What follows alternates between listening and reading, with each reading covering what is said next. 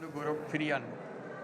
এই ঘৃণ্য চেষ্টায় ব্যবহৃত হয়ে যারা অপরাধ সংগঠিত করেছে তাদেরকে আইনানুগ বিচারের মাধ্যমে শীঘ্রই উপযুক্ত শাস্তি দেওয়া হবে।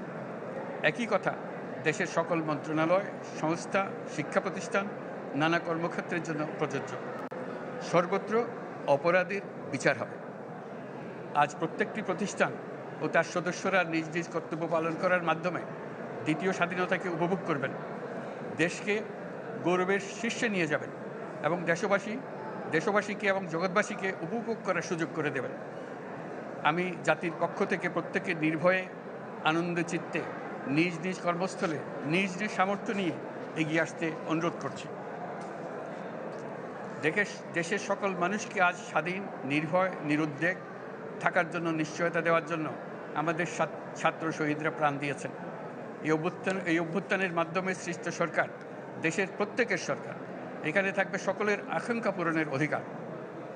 অরাজকতার বিষবাষ্প এখন যেই ছড়াবে, বিজয়ী ছাত্র জনতা সহ মুক্ত মানুষের আইনশৃঙ্খলা বাহিনীর পূর্ণ শক্তি তাকে ব্যর্থ করে দেবে। নিষ্ঠুর স্বৈরাচারী সরকার দূর হয়ে গেছে।